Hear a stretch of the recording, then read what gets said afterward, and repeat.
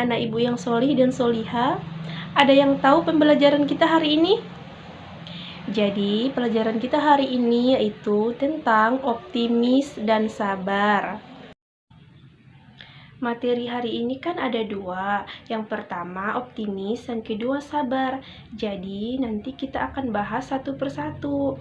Yang pertama nanti kita bahas yaitu apa itu optimis, apa itu hikmah optimis, dan apa itu akibat jika tidak memiliki sikap optimis. Dan nanti yang kedua akan kita jelaskan dan ibu jabarkan apa itu sabar. Jadi nanti kita bahas satu persatu ya. Nah, nanti juga ada dalil-dalil yang terkandung dalam optimis dan sabar. Apa itu pengertian optimis? Optimis ialah sikap yang selalu berpengharapan baik dalam menghadapi segala sesuatu.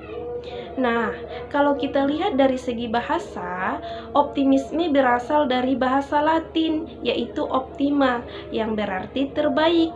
Jadi, dapat kita simpulkan bahwa optimis adalah satu harapan untuk mendapatkan hasil yang terbaik dalam menghadapi segala sesuatu. Pengertian optimis menurut beberapa perspektif Islam.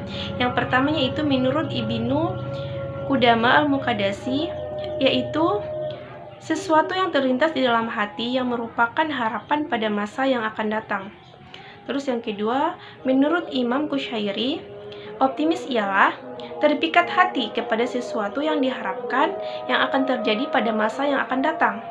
Terus yang ketiga, menurut Imam Al-Ghazali, optimis ialah kelapangan dalam menantikan hal yang diharapkan pada masa yang akan datang. Maksudnya itu kelapangan hati. Jadi itu ialah pengertian optimis menurut beberapa perspektif Islam.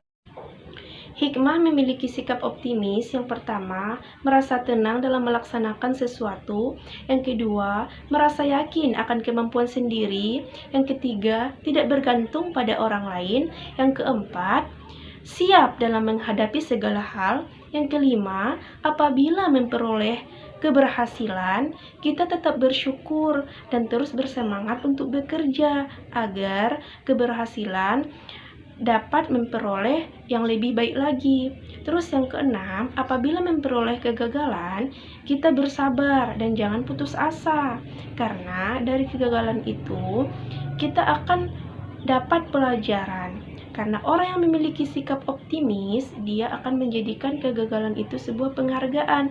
Dia akan mencari tahu sebab-sebab apa dia menjadi gagal, dan dari situ dia akan belajar agar tidak berulang kembali lagi. Akibat tidak memiliki sikap optimis, yang pertama, tidak yakin akan kemampuan sendiri. Yang kedua, ragu-ragu dalam melaksanakan sesuatu.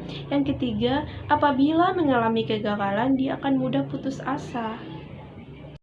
Pembahasan kita yang kedua yaitu sabar. Apa itu sabar?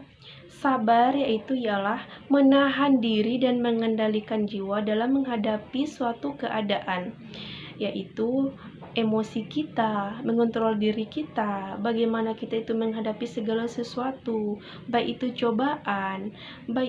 cobaan yang baik, cobaan yang buruk. Nah, jadi dari situ kita akan bagaimana cara kita itu menghadapi suatu keadaan itu. Itulah sabar. Pengertian sabar menurut beberapa ahli. Yang pertama yaitu menurut Bandura dan Mixel, yaitu kemampuan individu dalam merespon suatu situasi. Yang kedua menurut Hurlock, yaitu bagaimana individu mengendalikan emosi serta dorongan-dorongan yang terdapat dalam dirinya.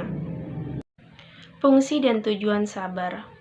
Fungsi sabar yaitu untuk membantu seseorang dalam melatih kemampuan seseorang untuk menerima, menilai, mengelola, serta mengontrol emosi dirinya dan orang lain yang ada di sekitarnya.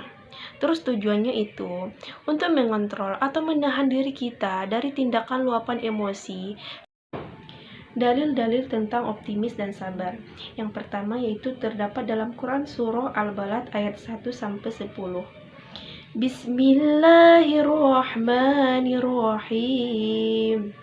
La uqsimu bihadzal balad وأنت حل بهذا البلد ووالد وما ولد لقد خلقنا الإنسان في كبد أيحسب أن لن يقدر عليه أحد يقول أحلقت مالا لبدا أيحسب أن لم يره أحد ألم نجعل له عينين ولسانا وشفتين.